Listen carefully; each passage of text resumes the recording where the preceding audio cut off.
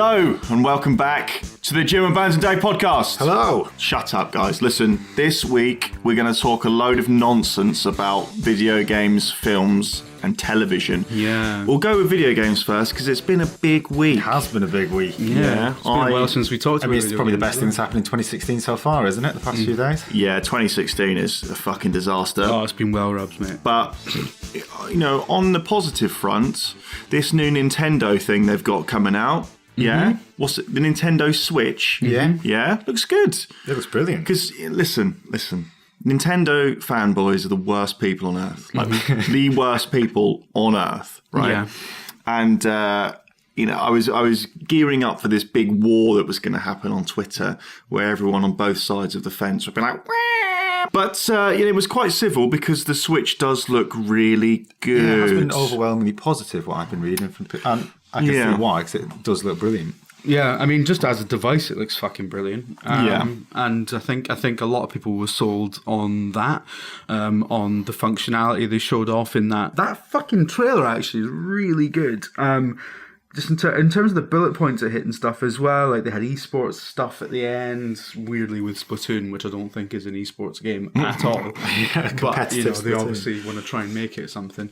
I think Nintendo's been like investing in esports companies and stuff, which is quite interesting. But no, I think it hit a lot of points, and I think there's been a lot of talk about the inclusion of people playing Skyrim on the device in that video.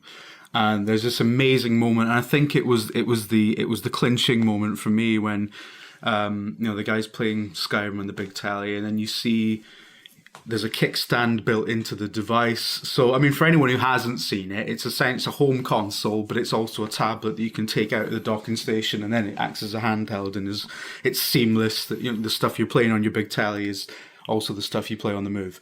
So they're kind of blurring those lines, but. The guy's sitting on a plane, he puts the kickstand on, and it's playing Skyrim, and then he detaches the two controller That was pods. the kicker for me as well, especially because I'm getting on a plane in about 4 hours, and now, which I was really looking forward to, I'm now like, I'm not going to be fighting dragons in the sky, am I? So it's not going to be as good. Because you're not playing Skyrim. And, as many people pointed out to me on Twitter, it's not Morrowind. But it's as close as they probably could get. Whatever can get there. It's. And I think that can't be understated, because as a statement of intent, the fact that they're showing off Skyrim, which I think it's like a 6-year-old game now, so it's not like, well, it will be 6 years old by the time the Switch comes out. And, a lot of people kind of question that and criticize that. But as a statement of intent, Skyrim, to me, in that video, kind of represents all the other bullshit that Nintendo tends not to get. It was essentially a giant stand-in for third-party support, which Nintendo have really fucking struggled with since the Wii. Since the GameCube, really, since the N64. And it's kind of got to this point. I mean, the Wii U was really like a bespoke machine that you bought to play Nintendo first and second party games on. Which and that's kind of why it's floundered. It's not really you need to get the bums on seats. So the card they released later on with all the logos of the companies that are on side as third parties, even though the details of that aren't very forthcoming, and Bethesda actually are refusing to confirm whether or not. I fucking love that. That is like the Ubisoft Beyond Good and Evil stuff. Yeah. That doesn't exist. But I saw it. Nintendo have announced the Donald Trump way of doing things. Basically, Nintendo announces a new console. Yeah. Uses footage of your game, and you go, no, that doesn't exist. Well, they admitted.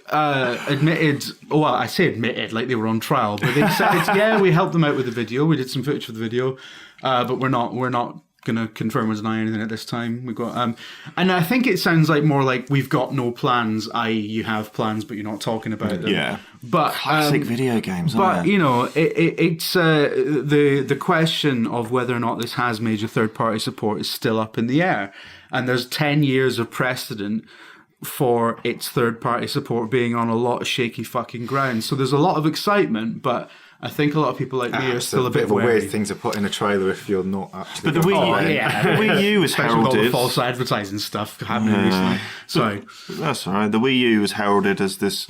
Oh, it's got Black Ops 2 and fucking Assassin's Creed and all this other shite.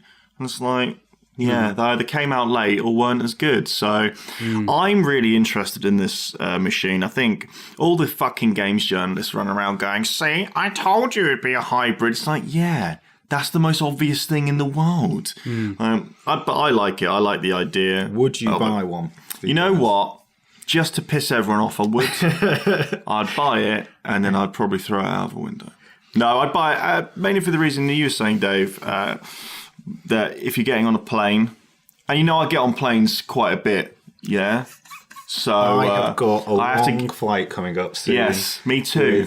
With Steve Burns. Yeah, imagine sitting next to me for 14 hours. Yeah. And you can't go anywhere. That's funny enough, even though we've both been to LA together, that is something I managed to avoid because we were on different planes. I'm going to be doing a Kickstarter to get me into business class so I don't have to sit anywhere near Shall we kickstart business class upgrades for Japan? And then be, why do you want to do that? Because I wanna.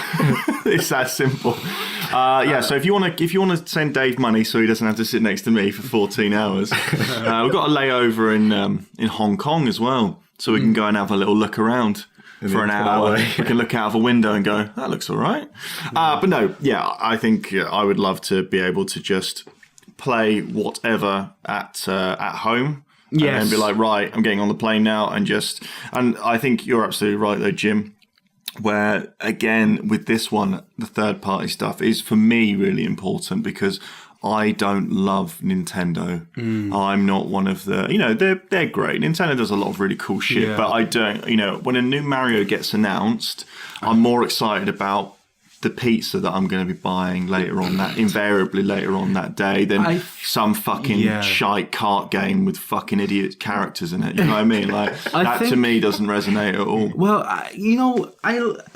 it's a difficult thing to articulate without people accusing you of hating fun, which you do, Burns, and that's fine. Listen, how very dare you? But I mean, it's weird because the kind of things I was trying to explain this on Twitter last night, but like you can appreciate the craft when it comes to Nintendo because their games are technically really fucking good design-wise. Nintendo Land alone on the Wii U. I mean, when Nintendo amazing. Land was like the Wii U's best fucking game. Yeah. Like they make wonderful, really brilliantly designed stuff, and you can't deny that. But at the same time, when I think about like the kind of games I really like, the kind of games I love, and the reasons why I love them, there's a lot of RPG bullshit in there. There's a lot of narrative shite in there, and there's a lot of climbing and shooting. And nothing in Nintendo's kind of first party. I was going to say panopticon, is that right? Fucking hell, I'm talking shit now. What a twat. But in Nintendo's first party kind of lineup, there's not really anything that scratches those itches. Panopticon. It scratches those itches, right? So, I don't know. It was the first word that came to mind. I swear to fuck. Listen, you've broken the golden rule as well, production company, which is don't be a cunt. So like, it's just that disparity, really. I really appreciate what they do, but I would, Mario doesn't really grab me like it did when I was a kid, and I've never really been into Zelda because I'm really sorry to say it, but I prefer shit like Skyrim, and that's absolutely fine, you Jim. know. People like what they like. So, but if this thing allows me to play, Skyrim and Fallout, and if Mass Effect Andromeda comes out on the fucking thing, I'd be absolutely all for it, because the idea of, and I suppose we don't want to make it out that it's like this, whether or not this thing is good for you depends on how much you travel. We all go places, and not all of us are next to our television all the time. But I'd love the idea of, say, Mass Effect Andromeda, and there's no question of this at all. This is pure speculation now, but it's a big, long 40, 50, 60 hour game, and I love the idea of next year, having a playthrough going on that, and when I need to go somewhere, just take it on the bus or the tube with you. You just carry on, and that's wonderful. But I think it's a really smart move because Nintendo has these two strands to the business, and they've got the handheld and the home console, and certainly recently the handheld is done really, really fucking well, although not so well recently with the real kind of rise of mobile. And the home console is just, it's fucked, basically. Like, you cannot call the Wii U a success, really, if you're being honest. And this is a really smart way to consolidate those lines. They're only manufacturing one machine. There's been some talk about how it's not going to supersede the 3DS or whatever, but feels like it is, doesn't it? Do you think that it would kind of bring over the mobile platforms and games and stuff to it? Well, I think, and the tablets and that type of stuff. I mean, I think, yeah. I mean, they're obviously. I mean, Nintendo historically have. They're really good at innovating, so they're really good at blowing the wind, but they're also really bad at seeing where the wind is blowing. So when they're playing catch up, they tend to fuck right up. Like, you know, their online support has traditionally been really bad, and they took a long time to embrace mobile iOS and stuff like that. So, but they seem to be making strides to really catch up in those areas. And like, look at the success. Oh, so there's nothing like this on the market at the minute. Well, yeah, I mean, it feels like this is if the Wii U was like Nintendo on a bad year, basically. That was like, because they seem to alternate. It's like fucking Star Trek movies, isn't it? All roads lead to Star Trek.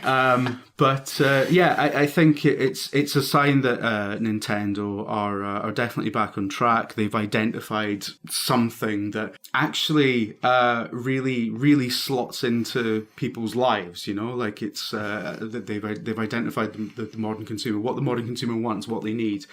I just think it's a fucking fantastic product. It's a very 2016 product, and I think it's going to do fucking gangbusters off the strength of that initial demonstration. So, Dave, you going to buy one? I'm intrigued by that trailer, definitely. It really is a unique thing to be able to play it at home and then and walk out the door with it and then take it on the bus and play it on the way there. That is cool. I don't know if I would play games like Fallout 4 and you know, opuses like that on it. The controllers seem to be an issue with some people, don't they? Those tiny little fucking... Yeah, I think it's more made for, you know, some sports games on that would be biscuits. brilliant, and little platform games. Stuff that you don't like. You kind of settle in to play Fallout or something like that for a good while, or Skyrim, whereas I think this feels more like a pick up. You're on the bus for 10 minutes, then you shove it back in your bag and you get home and you can leave it for a few hours and maybe you'll pick it up for another 10 minutes. But yeah, I think it's a brilliant idea. I do love that there's no... Just the fact that there's no barrier between what you're playing on handheld and what you're playing on the telly. There's like there is no distinction now, and that's the most amazing thing about it. Really, a big thing will be cost, though. I imagine. How much do you think? £8 is what I'll pay for it. Okay, £8, Nintendo. Yeah, I think you're going to be fucked, mate. I don't think so, mate. I'll just nick one. How about that? I mean, considering the pound is going to be worth about 8 cents at that point. Yeah, by the time it launches, I mean, Britain that could will be well just... have a bad effect on the price of this. Britain's fucked anyway. That's the other thing as well, because it is launching. We were talking about this earlier, that it is launching in March when... I mean, sorry to get political. I know people get annoyed at us sometimes, but it's like, you know... real life is happening as well as video game. Nothing we ever talk about exists in a bubble where the economy isn't a factor. But like... no, but like, whatever you think of Brexit, it's not a call on that. But when this happens, when this releases in March, this is when Theresa May is talking about triggering Article 50. And we've already seen like the currency plummeting and everything. Again, fact, whatever you think about it. So... I mean, fuck knows what state Britain's economy is going to be in by then. Fuck knows what effect that is going to have on it even further. Jam, though, innit? We're going to sell loads of jam. Well, I mean, we could maybe trade like loads of jam to Nintendo. Jam is the new currency. Do you know what I bought this morning? Yeah. Marmite. It's going in my watch box. How much was it? That's how valuable it is now. Was it I'm a bit ambivalent to it. I fly in the entire face of their marketing campaign. It's like, meh. It's all right. Yeah, well, that's because you're not a real person. And we invented you for this venture. Listen, I love Marmite. Yeah, Marmite's amazing. Remember when we had to convince Dave that people were real by actually introducing him to people? Because like there was like a big sort of 3-month period where everyone was like, "Yeah, we don't believe that this Dave guy exists." You know someone who's worked on stuff. You're just making it up. Yeah. No, honestly, honestly, he's real. He is a real boy. We started to doubt ourselves, really. But yeah, price, some people mooting around, they reckon it might be $299. I think that's a realistic launch thing without I wouldn't be games, do you surprised reckon? if it was a bit cheap. I know that the manufacturing costs, obviously, it's got loads of fucking gubbins, isn't it? Like shit detaching in that. Old Britain, it probably would have been $299. In New Britain, it's probably going to be $299 in dollars and fucking £800 here. Yeah. Mega City 5, isn't it? I would buy it at $299, I think, but I would resent it. I would consider it a $299. I think $299 is reasonable. I do think it's probably it's a bit optimistic though. I think I think it'd be more at least. Yeah, $354 because it is a really high spec tablet as well. If they're talking about having, they've said that it's on a par with PS4, Xbox One.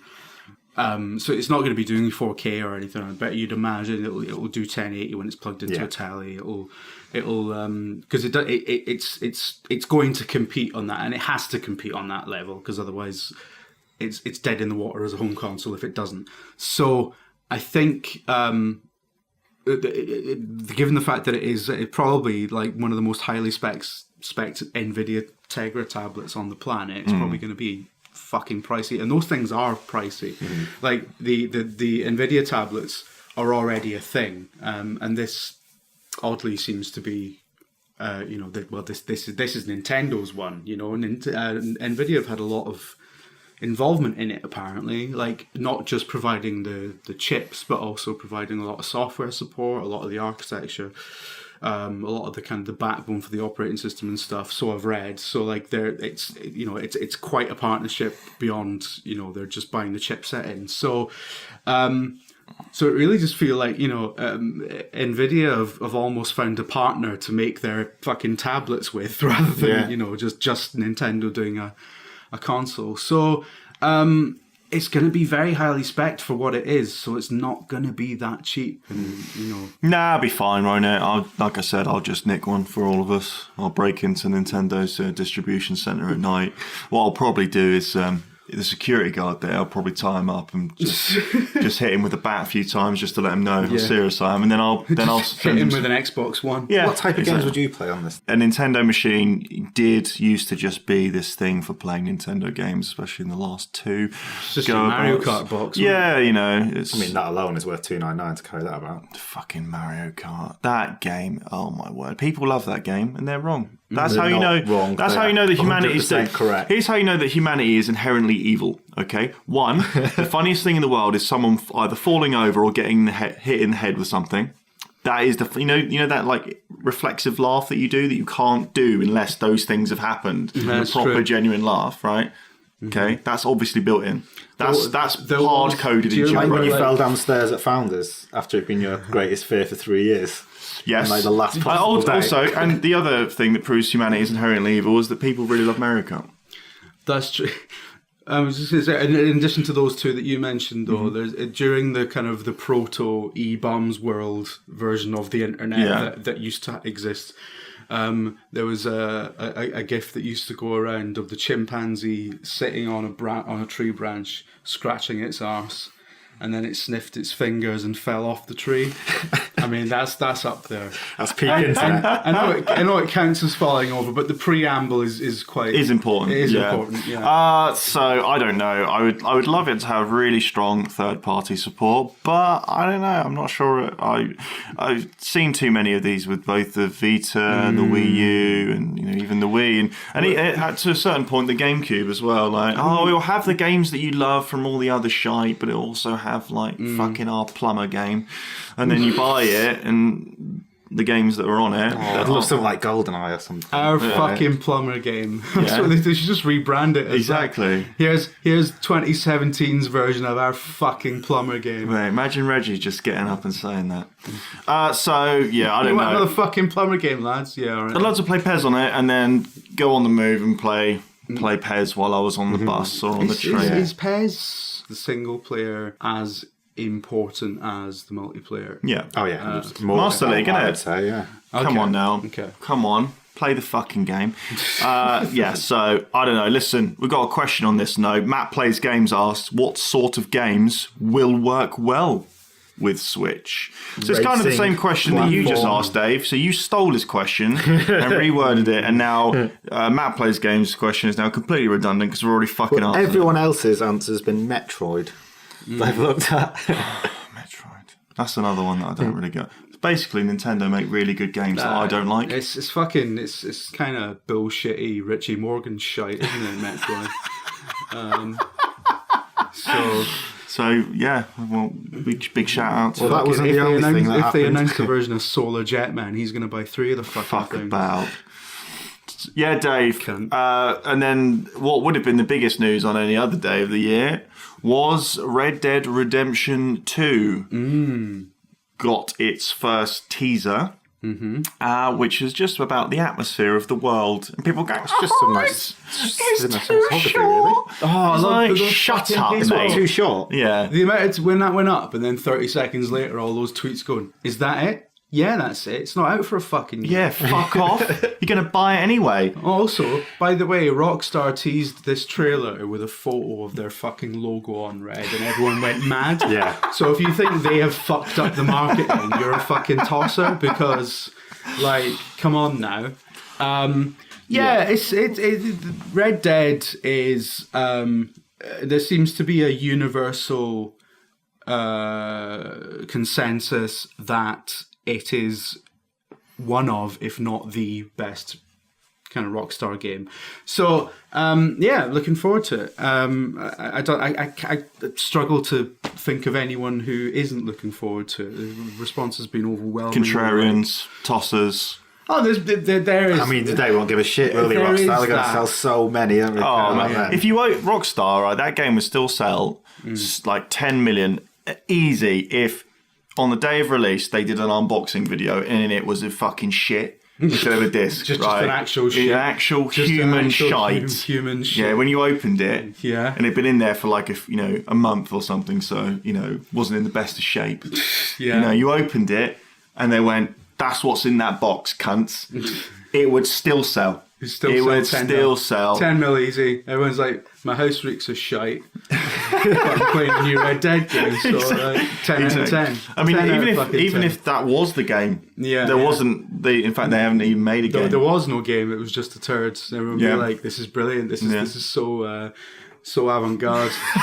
I thought Brilliant, bold move by Rockstar. Exactly. 11 out of 10. Edge. I thought the trailer was really good. I thought it was exactly what they needed. I thought that it's probably all in engine stuff as well, which is really good. Well, that's how they do their trailers, isn't it? Yeah. It looks stunning, though, doesn't it? Just Yeah. the night sky shot, especially. Yeah. Some fucking tosser. Was it Kirk McKean was talking about, there's no light pollution. I love that. It's like, yeah, because it was the past, you dick. Yeah. Right? Come on now. I mean, they it's didn't still even have very little internet light porn. pollution there, then. No wonder, that's why the world was so violent before. Yeah. Because people had nothing to do but smash each other's fucking Yeah, they brains didn't in for have internet entertainment. porn, but they just used to like see people and start fucking them. So I mean, Why? It's like, I mean, Well, how that sounds a lot better, to How be honest. stupid is that? Anyway, listen. but they didn't have like they weren't very aware of disease and shit. So I mean, everyone would just walk around shagging each other, and it was it was just accepted. That's how Is this going to be worked into your travelling back in time nuclear program? No, I'm just saying. Like, I don't think it's a good thing. I frankly think people having sex with each other is a bad thing because it just leads to more people. But Yeah, there are. I say that as a man with 3 daughters, so you know. Yeah, there are too many people Not knocking proud of around. it. Not proud of it. I loved the first Red Dead Redemption. I played and completed Red Dead Redemption in 3 9-hour sittings. What score did that get from Steve Burns? I think it got Steve Burns 9. But Steve Burns 9's pretty fucking rare. Steve Burns 9 is the highest mark that Steve Burns, who is going to constantly now refer to himself in the third person. It's also, a 9 is also the highest Jim Trenka score ever awarded, but only because Steve Burns was his sub-editor. Hold on, did you just demote me there, you fucking tosser? Yeah. So I'm looking forward to actually playing this one as a normal human would. Yeah. When I came out of Rockstar out of those 3 days, it was like, shit, sunlight, this is good. I'm out. But in a dark room. But yeah, it was a great experience to play it. I was one of the first people to play that game. So I was the first journalist in the UK in. You know? Yeah, of course I was. Yeah. Every other fucking guy to play it in their hotel room. Not me though. I went in there. Speaking of gold newses, right? Yeah. They've got at Rockstar. I mean, nobody was. Just to change that. Listen, Yeah, go on. No, it's relevant. If you can fucking talk about odd-numbered fucking Star Trek movies... That was relevant. We had an argument in a taxi this week about how much a golden Uzi would cost. Yeah, I reckon... Listen, not as much as you think. Anyway, so, at Rockstar, they have those lights, those lamps, which have gold guns. So, like, the lamp stand is like a Beretta painted gold. The most Rockstar, like one of them's an M16 or something. Like, the most Rockstar Games thing that could ever happen. So... It's just fucking mad, aren't they? Yeah, but no. But they make amazing stuff. They make great stuff, so they can do whatever the fuck they want. I did enjoy, and this leads into... the next kind of few questions we have, but I did enjoy some of the theories. And a theory I read, somebody suggested that the reason Rockstar were announcing Red Dead Redemption 2 now was to capitalize on the success of TV's Westworld. And I was like, do you honestly think Rockstar give a shit about what's on fucking HBO or whatever the fuck it is? Like they make like $500 million a day off GT Online. They fucking sneeze and it puts their stock prices up. If anything, Red Dead is going to help Westworld. It's not going to be the other way around. Yeah. It's like, I love how people just think as well that you just knock these things together. Like Sam Houser fucking walks in one day and goes, lads, I just watched Westworld. Can we do a Red Dead Redemption? Should we do Red Dead? Yeah, someone stick a red picture up. Everyone will lose their shit. Come on. They've been working on it for years and years and years. Listen, there's a question about this as well from Dr. Mark Sloan. I don't believe that Mark Sloan is a doctor. And if he's going to pretend or say that he's a doctor from now on, I want to know what his field is and what his credentials are. Yeah, what's your PhD, Ken? No, I want to know if he's a medical doctor or not. Oh, right. Oh, well. Exactly. I mean, in like a real doctor. But he's not necessarily claiming to be a medical doctor. Yeah, but listen, if you are not a medical doctor and you have doctor at the front of your name, you fucked it. That's Ross Geller shit. You know what I mean? Anyway, listen. Right, the question is, do you think Rockstar will implement the online heist from GTA? Yes. God, I hope so. Of course they will. Because it'll make tons of cash.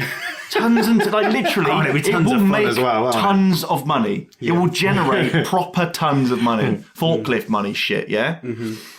Of course they will. And people getting upset that Red Dead Online had been, .com or whatever had been trademarked or claimed.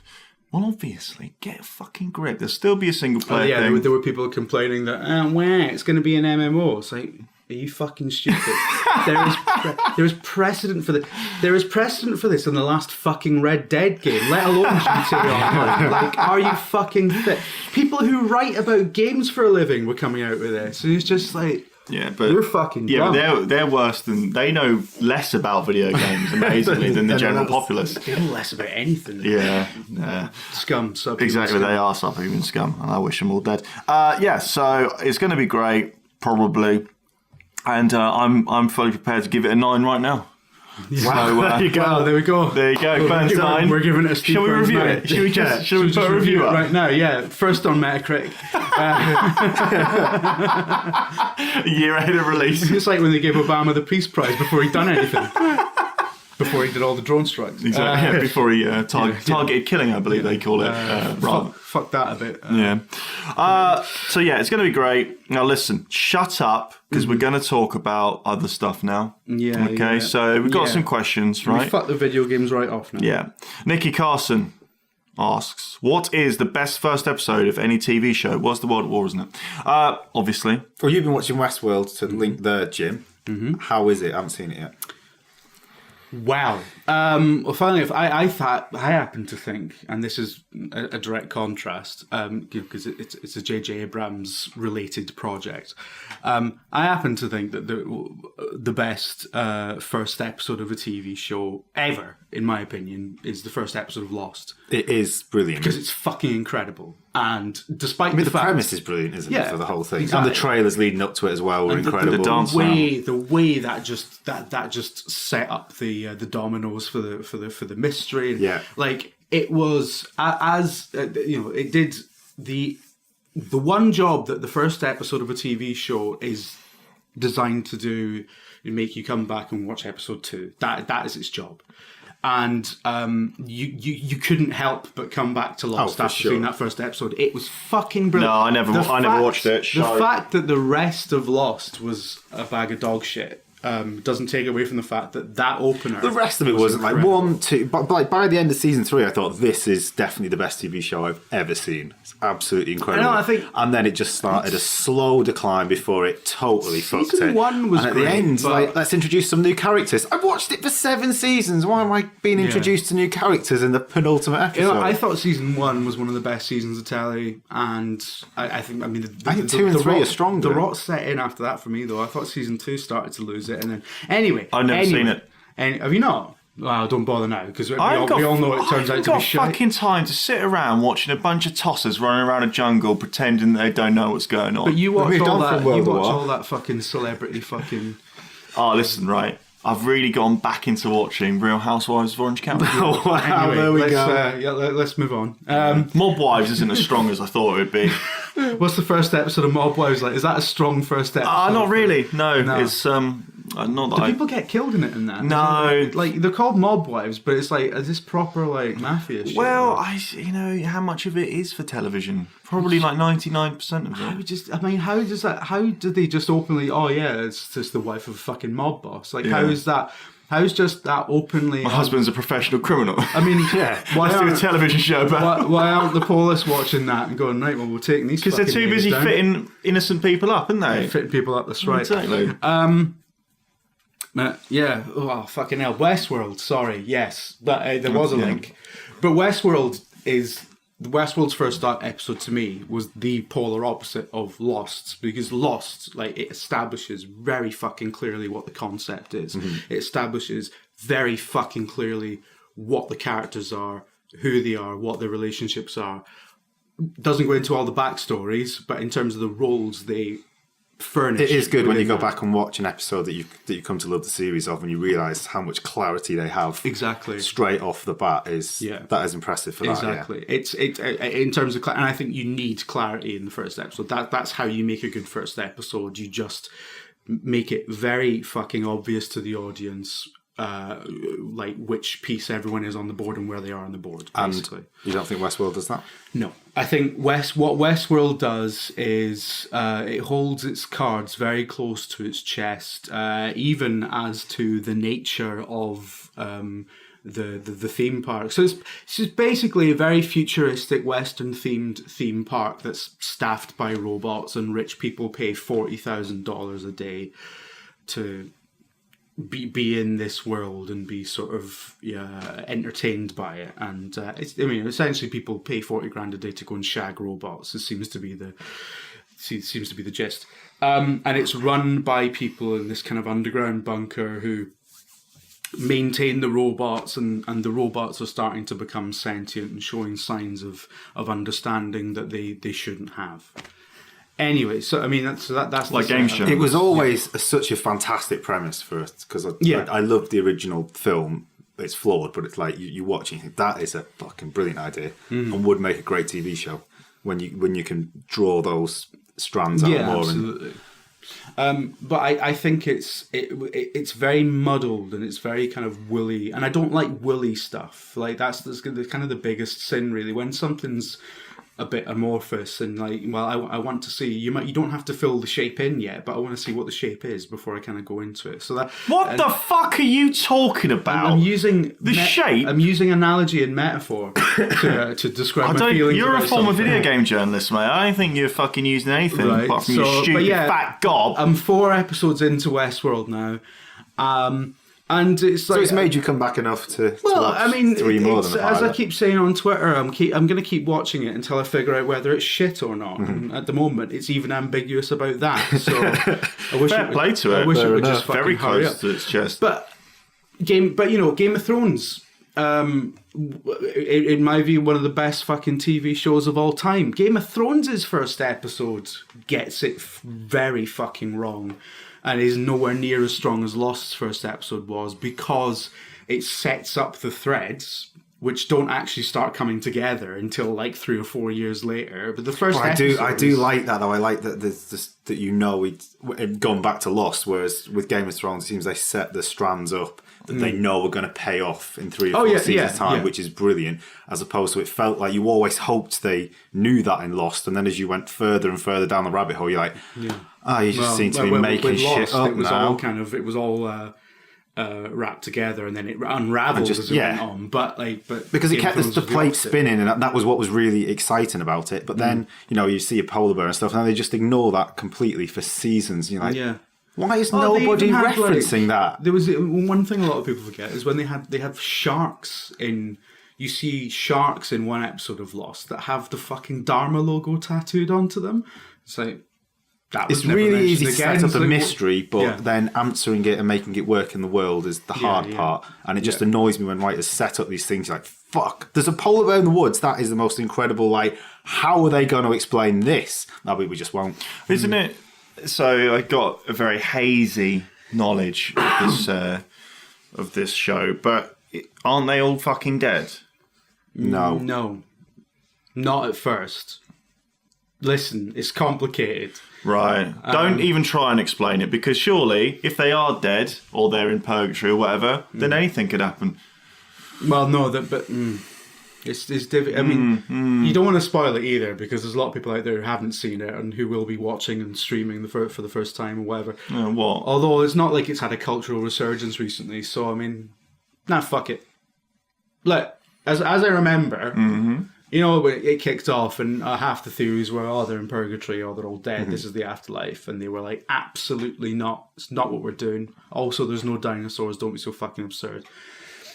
And that was actually true, but then in the canon of the TV show, the final season is actually them in purgatory.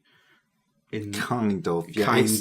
I mean, I just think it is really clear on what it is. They just had no fucking idea themselves, did they? I think that was the point, really. And I kind of get the impression from Westworld that they don't really know what it is yet either.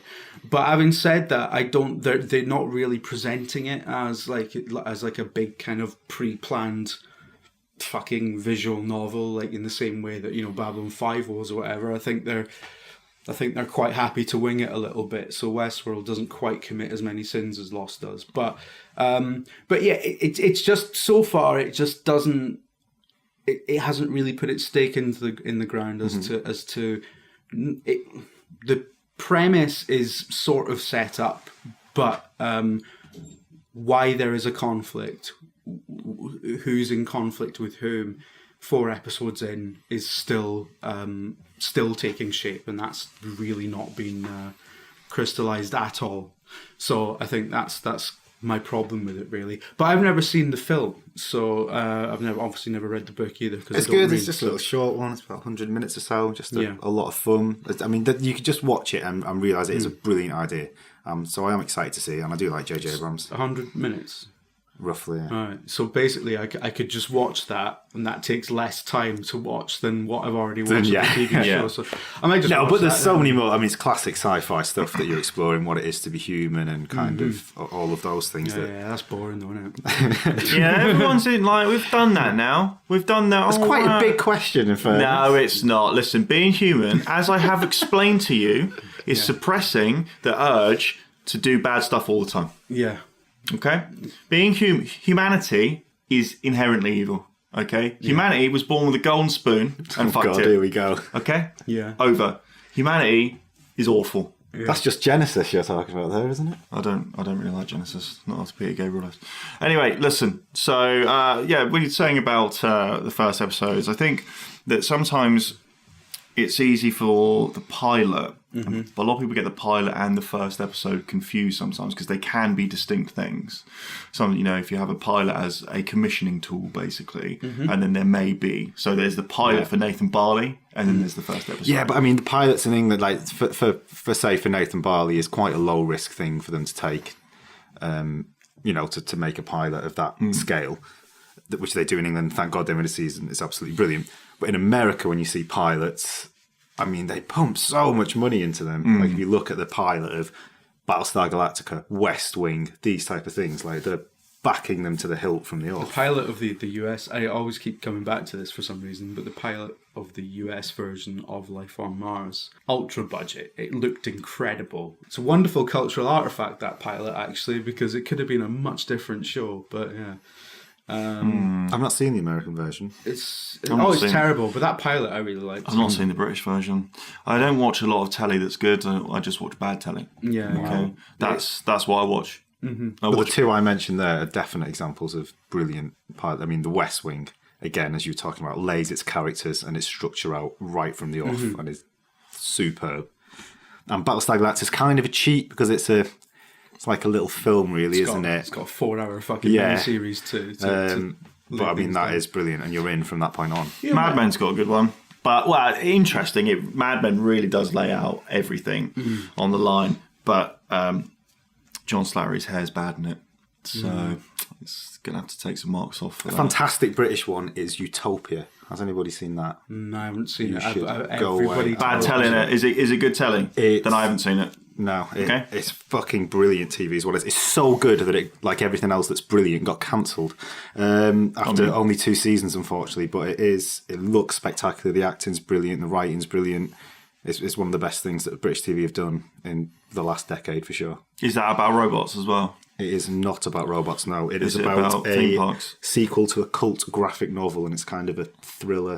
And it's really just like dark, but beautiful. Doesn't it It's have brilliant. that lad from Kill List in it? It does, yes. He's a bloody good actor. And it also has Paul Higgins from In the Loop, which is another example of a fantastic pilot episode. What, of In the Loop? Of The thick of it? Thick of It. Don't get those mixed up. Yeah, but Davey. it's linked, isn't it? Yeah, well, one's a movie and the other's a television show. Pay more attention, David. Arrested Development. I'm reading Dave's notes now, so I'm just going to... Arrested Development. Dave's actually done some research here, whereas I'm actually definitely Another thing wearing that a got dressing gown. Fact. It's quite cool how, like, the setup here is that, like, Dave plans a lot of stuff and neither of us do. Oh, we plan loads. Like later on, I'm going to buy an Iron Brew and a pizza. Okay. Unfucking touchable, son. I actually was thinking earlier, can I go to the shops in this dressing gown? Oh yeah, Burns is wearing a dressing gown for those at home. It's a Hello Kitty one. So It's not. It's a pink Hello Kitty one with a big white kitten on it. I would like one of those, but sadly, it is just a blue. yeah.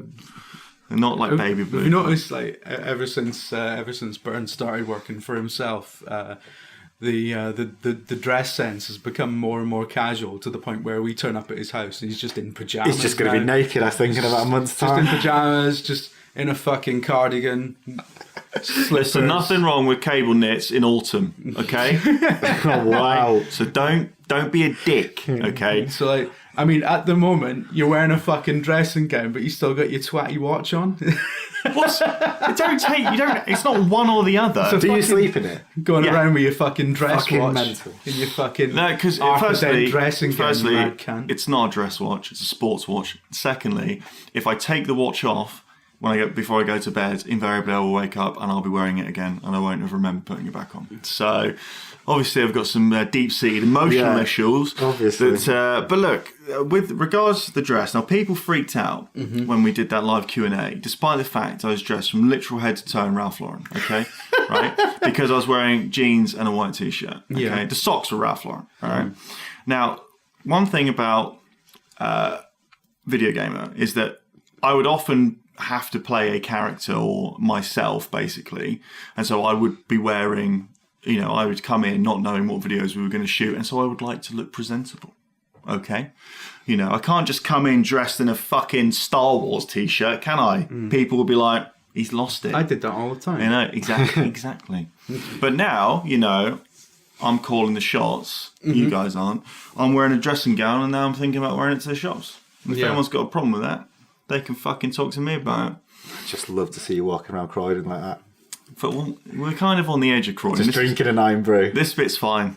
Yeah, this isn't like Croydon proper. This is like the posh bit on the edge of Croydon. Yeah. Like fucking Ronnie Corbett. I'm going to become the mayor of this fucking place, and then I'm going to get it rezoned so I'm in Kent. Which is absolutely the thing to do if you're in power. Steve Burns, mayor and founder of New St. Neots. Bisonopolis, please, or Burnsonia. We do need to do a road trip so you can meet the mayor of St. Neots. Yes, we do. The mayor of St. Neots, as I've said before, is apparently a bit put out that someone else is going around claiming to be them. But as I've said before, and will maintain, in popular culture, yeah, that's right, that's how famous I am. I am the mayor of St. Neots, and they can fuck off. So they've got to do all the hard work, and I've literally just said, Got the title. I've got the title and the medallions. Exactly. Yeah. Give me the medallion. I'm going to get the same medallions made, but in plastic. But you can say, look, as far as the public consciousness is concerned, I am the mayor of St. Neots. Exactly. And perception is reality. Exactly. So I am, in fact, the mayor of St. Neots. Exactly. I have been elected, essentially. Yeah. If that's how I've been elected by the popular vote. Wasn't the Wikipedia page changed? Yeah, some people keep on changing it. Someone did actually add me to the St. Neots page's notable former residents. I think that might have been removed for some fucking swimmer twat or something. But I mean, he was like a 7-time world champion, so I suppose that's slightly more impressive than me wearing a Hello Kitty jumper and pretending to be the mayor. Listen, I'm not pretending. I've told you now. I'm dictating policy in St. Neots these days, okay? That's why I'm never there. All right? Now listen, You've got a second accommodation in London, haven't you? That's what it is. Exactly. So the policy is that I'm never going to be here. Well, I reckon I should become an MP, you know? Yeah? Yeah? I can see that. Yeah? But you'd be one of those really fucking twatty ones, like fucking Tristram Hunt or something. Tristram Hunt is the most ridiculous. He's a dick, but there's no need to go throwing that. Yeah, no, that is just incredibly offensive. You'd be one of these fucking New Labour tossers in a fucking really sharp suit and a red tie that goes up talking about how fucking Thatcherism's fine as long as people get tax credits and all that shit. And everyone be like, every time you're on telly, all the Labour supporters on Twitter would be like, this fucking tosser, why doesn't he join the Tories? Oh God, but a debate would be great, wouldn't it? Because you'd just be like, shut up, listen. Yeah, but I'm never wrong. Firstly, okay, just remember that. Okay, get that in your fucking thick skulls, lads. The amount of tweets. If Steve Burns MP loves capitalism so much, why doesn't he join the Tories? Listen. We've talked a phenomenal amount of shite in the last 10 minutes. We've talked a lot of bollocks today, haven't we? Yeah. Sorry, we went way off topic at the end there, but So that's how I feel about a lot of stuff. So now I've got to go and get pizza. Stuffed crust, isn't it? Yeah. Where are you getting your pizza from? Well, you know what? Domino's. Yeah, I'm going off Domino's. What's the name of that pizza place, Dave? The one you love in Clapham. Pizza on the Green. Pizza on the Green. There you go. It's a shout out for you. We didn't even get paid to say that. That's a long way to go for a pizza. Yeah, unless you live in Clapham or Brixton or somewhere. You don't live anywhere near there. I will find someone to do it for me. Okay, if this was live, someone would deliver it. They would. They just would. Yeah. But I'll tell you what. This is going to sound mad. Co-op, yeah? Which is the only shop that's near me because I live out in fucking sticks. Because you live in actual proper fucking suburbia, moneyed suburbia. Hey, listen, Kentish twatland. Yeah, it's great. Co-op, yeah, their pizzas are really good. So now we're fucking repping Co-op as well. There you go. So Co-op, send me some fucking dollars. Yeah. No, not pounds, dollars. I want to be paid US dollars now. Send me some fucking USD. I have a Sainsbury's and a Tesco, but not a proper Sainsbury's and a proper Tesco. The extra versions, the little kind of metro shitty versions that they do. Those ones are like £7 for a few olives. Yeah, exactly. Where they've got fuck all in there, and like a loaf of bread is 20 quid, soon to go up to 200.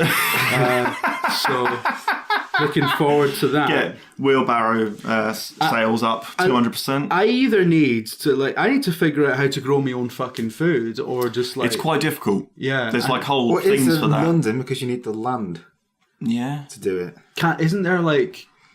Can't you get just kits off Amazon? Can I beer brewing kits? Garden, yeah. Can I don't have a garden. Well, so can I just grow like? Can I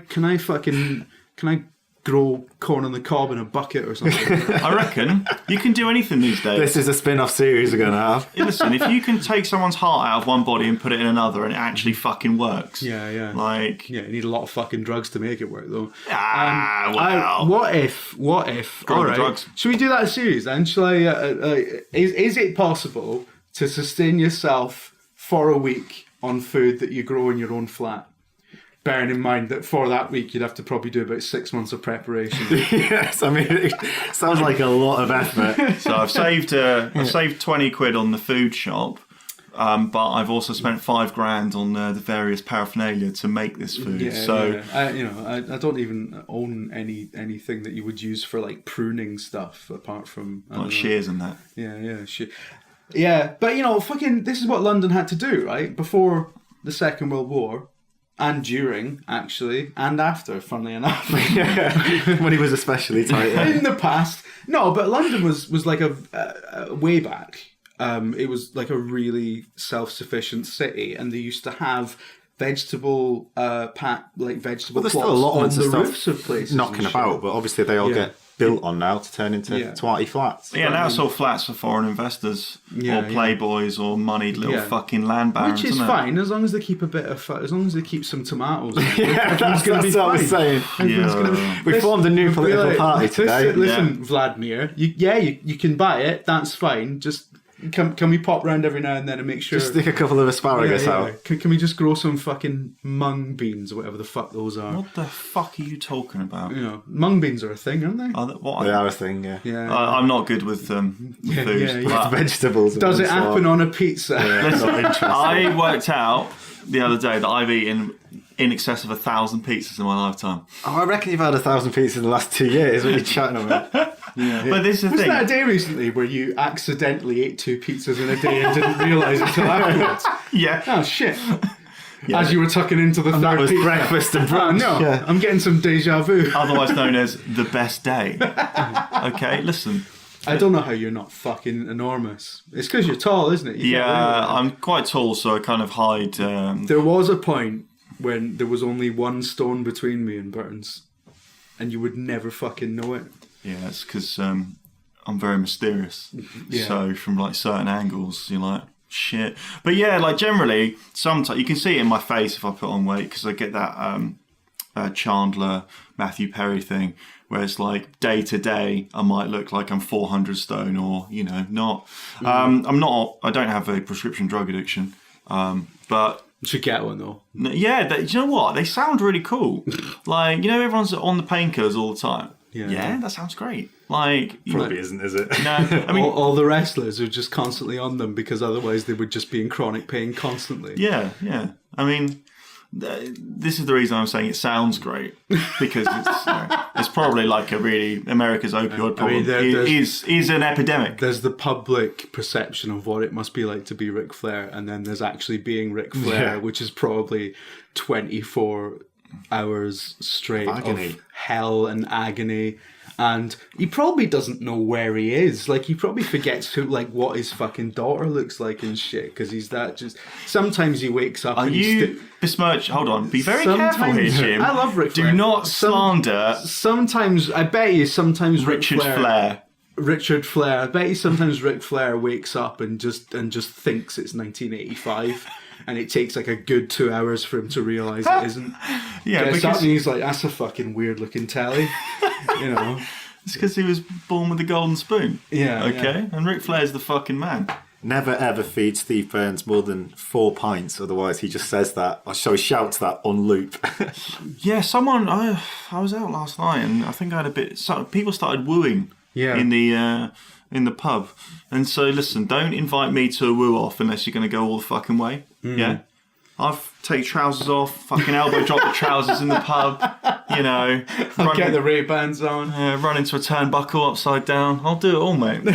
So, yeah, look, anyway, I've got to go because I've got to go and get his pizza now. Yeah, so, I've got to go because I want to just... Grow some mung beans. Dave's got to go because he's literally got to get a flight in 2 hours. Yeah, you better go, Dave. So anyway, listen, thanks for listening. All right. Bye. Bye.